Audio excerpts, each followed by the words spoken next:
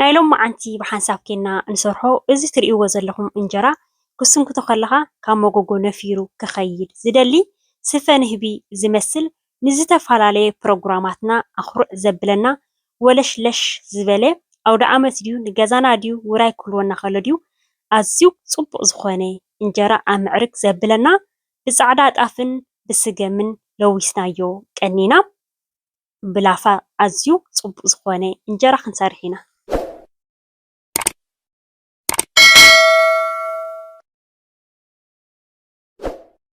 ሰላም ሰላም ኣብ መላእ ዓለም ዘለኹም ክብራት ኣሕዋት ሰላም እግዚኣብሔር ምሳኹም ይኹን።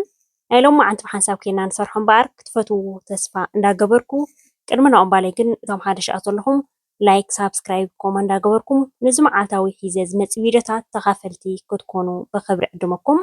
እቶም ምሳይ ፀናኹም ከዓ ከም ቀደምኩም ምትብባዕኹም ኣይፈለየኒ። እዚ ቪድዮ ብላይክ ጀምርዎ፣ ላይክ ምግባር ኣይትረስዑ። እምበር ሓንቲ ኮሜንት ላ ብሓንሳብ ኬና ክነንብባ ኢና። ኣንቲ ሰላም ኣባዓኸ ንምንታይ ይኣትዎ ጠቕሙ እንታይ ንገርኒ በጃኺ ጣፍ ምስ ስገም ፈቲነዮ ዓይኒ ዘይብሉ ጥራይ ይወፅእ ኣብ ባዴላ እቲ ስገም ትሕምሶ ዲኺ ከይሓሞስክ ዝጥቀም ግን ኣቢኒ ትብላላ እዛ ሓፍትና ማለት እዩ።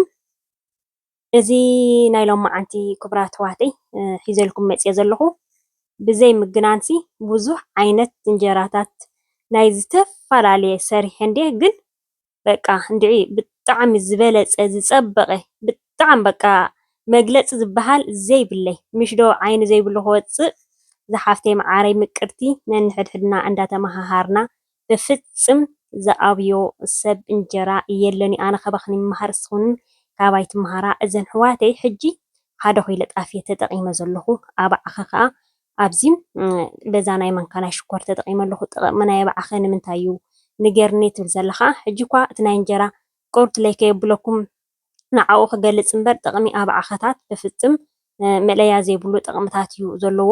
መጀመርያ ኣብ እንጀራ ኣዴታትና ዝጥቀማሉ ጨው ጌርካ ኣባዓኸ ፃዕዳ ሽጉርቲ ክትገብረሉ ከለኻ እቲ እንጀራ ፀብሒ ዝበሃል የድልየኑ ጨንኡ ሃነነን እንዳበለ ብጣዕሚ ደስ ኢሉ እኳ ኢኻ ትምገቡ ማለት እዩ። እንደገና ኣባዓኸ ከዓ እሊ ከቢልና ይሓዲርና መዓር ጌርና ክንቆርሶ ከለና ንሕቆና ኣዝዩ መድሃኒት መስበርቲ ዝኾነ ከጋጥም ከሎ እውን መፀገኒ እዮም ዝጥቀሙ ንገፅና ኣዝዩ ፅቡቕ ጥቕምታት ናይ ኣባዓኸ ክቡራት ኣሕዋተይ ናይዚ እንጀራ እንታይ ዝበሃል ከየብለኩም ከይሒዘኩም ናብቲ ናይ እንጀራ ከብለኩም ብዙሕ ትሕዝቶ እዩ ዘለዎ ማለት እዩ። ናይ ኣባዓኸ ሕጂ መባኩዕቲ ኣብዚኣ ከምዛ ትርእይዋ ዘለኹም ቁርብ እየ ተጠቒመ ዘለኹ ብዝሓለፈ ናይ ታእሽም ብዘይ ላፋ ኢና ሰሪሕና ነርና እዚ ሕጂ ብላፋ ተለዊሱ ዝቕኒ 4 መዓልቲ ተለዊሱ ዝቕኒ ኢና ንሰርሕ ዘለና ማለት እዩ። ሕጂ ንዚ ጣፍ በይኑ ክንለውሶ ኢና ትሕምስ እየ ዲኺ ኢላ ዝሓተተት ከዓ እንታይ ዝበሃል ስገም ኣይሕመስን እዩ። ኣነ ብፍፅም ሓሚሰ ኣይፈልጥን እየ ዝሕምሳ ተሊኽን ከዓ ኣይደኖ ከመይ ይወፅእ እምበር ምሕማስ ስገምሲ ከምዚ ኣይፃወርን እዩ። ከማን ብዙሕ ጥንቅቕ ኢልካ ተዘይኮይኑ እቲ ናሃተሓው ንገለንሲ ኣይፃወርን እዩ። ስለዚ ክንሕምሶ የብልናን ምናልባት ሓሚስን ፅቡቕ ዝወፀልክ እንተልዩ ከዓ ክትገልፃልና ትኽእል ኢኻ ክትፅሕፋ ማለት እዩ። ሕጂ ክሳብ 6 ደቂቕ ዝኸውን 5 ደቂቕ ዝኾን በዛ ማሽን ጌርና ልውስ ክነብሎ ኢና ማለት እዩ። ሕጂ ኣብዚ ከምዛ ትርእይዋ ዘለኹም ንቕፅ ዝበለት መልወሰይ ኣዳልየ ኣለኹ 4 መዓልቲ ከዓ ክንብሎ ኢና ማለት እዩ ክንለውሶ ኢና። እንታይ እዩ ዝበሃል ዘሎ ዘረባ ክቡራት ኣሕዋተይ ገሊኹም ብዝሓለፈ ዝምፃኽዎ ከዓ ናይ ታሪሽሙ ሰላም ሓፍትና ንሰርሕ ዘለና ከዓ ቅልጥፍ ኢልካ ድወፅ እንጀራ ኣሪእና እዚ ናይ ላፋስ ምስራሕስ እንዳበለና ኢልክን ዝሓተትክን ሒዘ ተመፃኹ እንጀራ ምብላዕ ገዲፍና ኢና ከምዚ ጌርክን ምስራሕ ካብ ትጅምራ ይሕዋት ገለ እንዳበልካ ምትራፍ ይሕሸክን ምግዳፍ ይሕሸክን ዋላ ብቲክቶክ ድዩ ዋላ ብናይ ዩቱብ ድዩ ዝፅሕፍ ኣሎ ማለት እዩ። ሕጂ ክቡራት ኣሕዋተይ ካብ ነፍሰይ ጀሚረ ብብዝሒ እቲ ከይላፈኹ ከይለወስናዮ ንቕኒ ዝጥቀም ማለት እዩ። ዋላ ሓቂ ክኒህን ከምኡውን ክትብላ ብፍላይ እቲ ሓሩጭ ናይ ጥዕና ንገብሮ ተኸይድና ከይለወስናዮ ክንቅኒ ዋላ ሓደ ፀገም የብሉ እንታይ ዓይነት ሓሩጭ ንጥቀመሉ ጥራይና ክንጥንቀቕ ዘለና ማለት እዩ። ኣነ ከዓ ንዘን ዝሰርሑ ኣሕዋት የምፅለና ኣምፂአለን ብላፋ ኢለናኒ የምፅአለን ኣነ እውን ካብአን ይመሃር ንስኽን እውን ካባይ ማለት እዩ። ሕጂ ኣብዚ እንታይ ገይረሉ ዘለኹ ፃዕዳ ሽጉርቲ እየ ተጠቒመ ዘለኹ ፍረሽ ፃዕዳ ሽጉርቲ ኣብኡ ከሎ እትየ ኣለኹ ዳሕራይ ግን ክነውፅኦ ኢና ማለት እዩ ድሕሪ 4 መዓልቲ ሕጂ ምስ ዘበዓኸ ንገብረሉ ምስ ፃዕዳ ሽጉርቲ ንገብረሉ ገለ ዓይነት እዩ እቲ ፓውደር ሓሩጭ ፃዕዳ ሽጉርቲ ጥሑን ወዲኤ ኣይተጠቐምኩን እምበር ሓንቲ ሓፍትና ሰላም ሓፍትና ከምዚ ተጌርካ ፅቡቅ እዩ ኢላ ምፅሓፈት ተጠቒመሉ ገለ ዓይነት እዩ ከዓ ዝመፀልና ማለት እዩ ሕጂ ክቡራት ኣሕዋተይ ኣብዚኣ ድሕሪ ኣብ 4 መዓልቲ እየ እዚ ዝላፍዎ ዘለኹ ማለት እዩ ሰዓት ፋዱስ ገለ ዝኸውን ይላፍዎ ኣለኹ ናይ ንግሆ ማለት እዩ ማይ ከዓ ሓደ ምልእ ዝበለት እንደገና ከዓ ቁሩብ ትለይ 1 ሊትርን ርብዕን ዝኮን ማለት እዩ ተጠቒመ ኣለኹ ዋላ ሓደ ስለ ነዝሕሎ ኣብዚ ፀገም የብሉን እዩ ማለት እዩ እቲ ቀንዲ እንታይ ዝበሃል ከም ትሪእዎ ዘለኹም ፅልል ኢሉ ኣሎ በይኑ እዚ ጣፍ ማለት እዩ ሕጂ እንታይ ዝበሃል ክንገብር ንኽእል ኢና ወይ ምሸት ላፊና ሓዲርና ከይሓወስና ሓዲርና ንግሆ ክንሓውሶ ንኽእል ኢና ወይ ከዓ ንግሆ ላፊና እውን ምሸት ከዓ ሓዋዊስና ክንሓድር ንኽእል ኢና ፀገም የብሉን እዩ ብሓፈሻ ከምዚ ትሪእዎ ዘለኹም ሕጂ ከምዚ ገይረ ይላፍዎ ኣለኹ ማእኸላይ ሕፍስ ዝበለ ዕርዩ ዘይኮነ ቅጥን ዝበለ ዘይኮነ ኖርማል ማለት እዩ ይገብሮ ኣለኹ ኣብዚ ሕጂ ዋላ ሓደ ፀገም የብሉን 3-4 ሰዓት እውን ዝሕል ምስ በለ ንእሽተይ ኣብ ፍርጅ እቱ ነብለ ዝሕል ክብለልና ፅቡቅ ገይሩ ብድሕሪኡ ከዓ ሓዋዊስና እውን ክንስንክቶ ንኽእልና ፀገም የብሉን ማለት እዩ ብእውነት ከምዚኣ ጌርክን ዝፈተንክና ዓይኒ ዘይብሉ ዶ ከምዚ ዝበሃል በፍፅም ኣይሰርሕን እዩ ካብዚ ኩሉ እንጀራታት ዝሰንከትክዎ ሲ እንድዒ በቃ ኣነ ምግለፅ ዝበሃል የብለይን ከማን ኣብቲ እንታይ ዝበሃል ክገብሮ ከለኹ ፅቡቅ ገይሩ ንዓኹም ኣይረኣየኩምን ብሓፈሻ ኣነ እንደ ዝሪኦ ኣነ እንደ ዝበልዖ ብኣካል ክትሪአን ብታዕርሽ በበይኒ እዩ ብቐጥታ ናባኹም ኣይሓልፍ እንትፅባቐ ክቡራት ኣሕዋተይ እምበር ፍሉይ እዩ በቃ ሕጂ ክሳብ 7 ደቂቕ ዝኸውን ከዓ ከም ትሪእዎ ዘለኹም ልፍዎ ኣቢለ ኣለኹ ሕጂ ሕፅብፅብ ኣቢለ ዝሒሉ ክውዕል እዩ ምሸት ክድቅስ ከለኹ ከዓ ኖርማል ሕውስውስ ኣቢለ ክሓድር እየ ማለት እዩ ንፅቡሕ ኣይቲኢና ኣብ መበል 5 መዓልቲ ኢና ንስንክቶ ዘለና ማለት እዩ ሰላም ሓፍተይ እዚ ደኣ ነዊሑ ከምዚ ምልፋው 4 መዓልቲ 5 መዓልቲ ገለመለ ትብላ ከዓ ናይ ሓፂር ተደሊኽን እውን ህውኽ ኢልካ ድስራሕ ማለት ወይ ጋሻ ተመፂና ወይ ብስራሕ ቢዚ ኮይና ብቐዳማይ ከመይ ዝኣምሰለ ክፅቡቅ መዓት ኣቢለልክን ኣለኹ ማለት እዩ ብሓፈሻ ግን ፀገም የብላን እያ እዚኣ ከማን ሓንሳብ ልውስ ተቢልካያሲ ጥራይ ብኩዕ ምስ በለ እንታይ ኢና ክንገብራ ዘለና ምልእ ስለ ዝብል እቲ ናይ ወሰኑ ወሰኑ ሕፅብፅብ ኣቢልና ፀሊሉ ምእንታን ክቕኒ ተዘይኮይኑ ባዕላይ እያ ትስራሕ እዚኣ ከማን ከባድ ኣይኮነት ናይ እውነት ኣነ እዚ ናይ ስሉጥ እንጀራ መብዛሕትኡ እየ ከም ዝብለክን ድስንክት ነይረ ግን እዚ ከማን ብጣዕሚ ፈትየዮ ማለት እዩ ሕጂ ምሸት ኮይኑ ከምዚ ትሪእዎ ዘለኹም ማለት እዩ እቲ ፃዕዳ ሽጉርቲ ሕፅብ ኣቢልና ምስኡ ዝቐነየ ኩሉ ግዜ ተቢሉ ስለ ዝቕን መፂፅ መፂፅ ምንታን ከይጨነና እቲ እንታይ ዝበሃልና ክጥዕም መዓት ኮይና ሃነን ኣቢልዎ ማለት እዩ ሕጂ እዚ ጣፍ ኣብዚ ገይረ ኣለኹ መሊሱ እቲ ላፋና ከዓ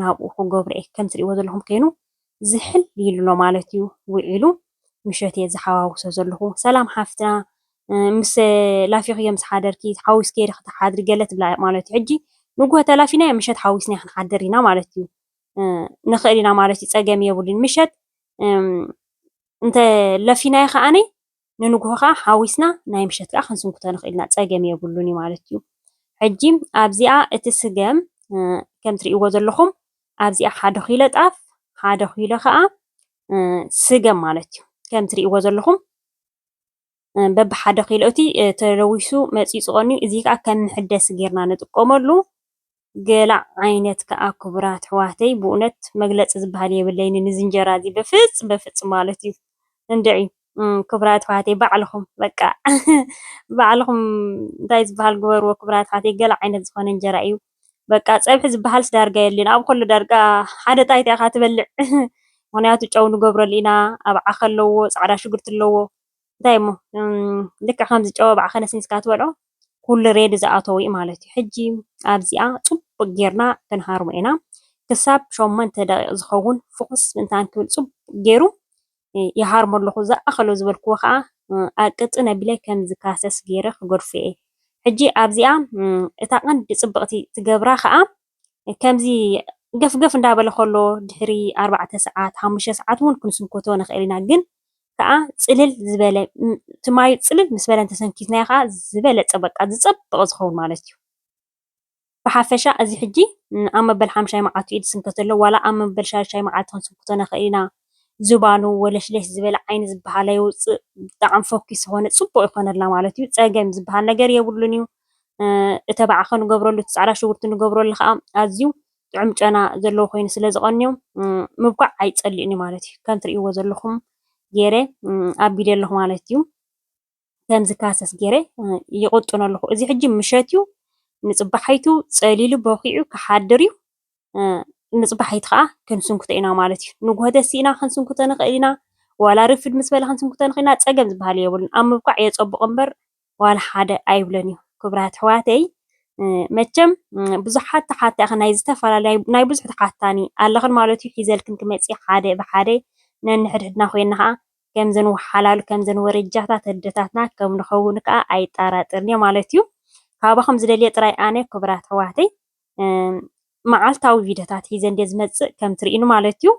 ሕጂ እቲ 3 መዓልቲ 4 መዓልቲ ሒዘ ዝመፅእ ቪድዮታት ክትጥቀምሉ ክትፈትውዎ ትኽእሉ እቲ 2 መዓልቲ ዝኸውን ዘይክትጥቀምሉ ዘይክትፈትውዎ ትኽእሉ። ስለዚ ላይክ ካባኹም ዝደሊ ማለት እዩ ክቡራት ኣሕዋተይ ላይክ ምግባር ኣይክፈሎን እዩ።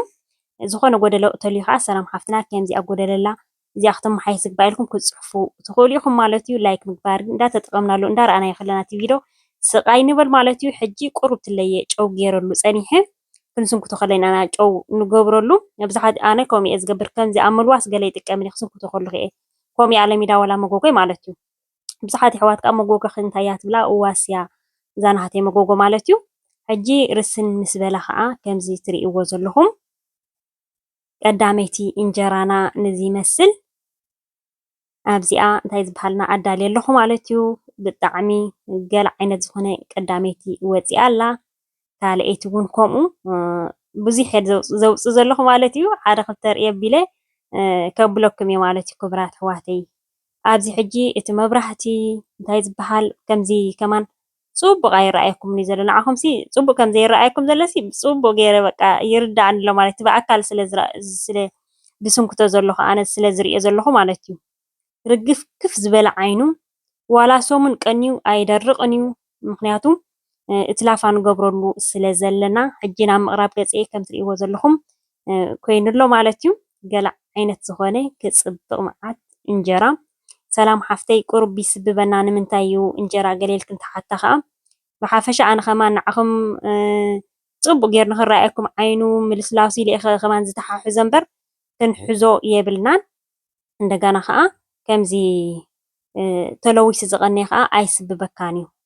ብጣዕሚ እዩ ዘይስብበካ ተለዊሱ እንተቐንዩ ኮይኑ ሓጋዚ እዩ ማለት እዩ። ሕጂስ ኣብ ሙቐት ኢና ዘለና ኣብዚ ሙቐት ሕጂሲ ኣይስብብን እዩ ማለት እንደገና ክፍት ኣቢልና ከዓ ንፋስ እቱ ነብሎ እቲ ናሃቱ ረሃፁ ኣውፅእ ነብሎ ኣሎ ማለት እዩ። እንጀራ ከምዚ ትርእይዎ ዘለኹም ክቡራት ኣሕዋተይ ብዘይ ምግናን ካብቲ መጎጎሲ ነፊሩ እዩ ክኸይድ ደልዩ ማለት እዩ። ኣተሓዝና ኩላትና ንሓዞ ነፊሩ ከይከይድ ክቡራት ኣሕዋተይ በቲን ተሓጋጊዝና ንሓዞ ብጣዕሚ ፅቡቅ ዝኾነ እንጀራ ከም ትርእይዎ ዘለኹም ሕጂ ኣነ ምፅባቁ ከመይ ምልስላሱ ንዓኹም ከሪአኩም ክብል ዓይኒ ድዩ እየ ዝሕዞ ዘለኹ ብኢድካ እምበር ብኢድና ከዓ እንተሒዝናዮ ፅቡቅ ኣይኮነን እዩ። ብዙሓት ኣሕዋት ከዓ ሰላም ሓፍትና ብውዒ ዲኺ እቲ እንጀራ ብሓንሳብ ትገብርዮ ወይ ፋሓፋሕ ኣይተብለን ዲኺ ትብላ ማለት እዩ። ከምኡ ዝበሃል ኣነ ተጠቒመ ኣይፈልጥን እየ ብውዒ የብላ ፅቡቅ ገይሩ ምዝሓለ ከዓ ፕላስቲክ ገይረ ሽፍንፍን የብሎ ማለት እዩ። ክቡራት ኣሕዋተይ ከም ትርእይዎ ዘለኹም ናይ ሎማዓንቲ መደበይ ሸነን ዝበለ እንጀራ ብሓንሳብ ኬድና ሰሪሕና ፈቲኹም ከዓ ክትኮኑ ተስፋ እንዳገበርኩ እዚ ቪድዮ ግን ክትኣትዉ ከለኹም ላይክ እንተረሲዕኹም ኣብ ምውፃእኹም ላይክ ኣይትረስዑ። ብካልእ ትሕዝቶ ክሳብ ዝምለሰኩም ሰላምን ጥዕናን ኣብ በቢ ዘለኹሞ ሰሰናይ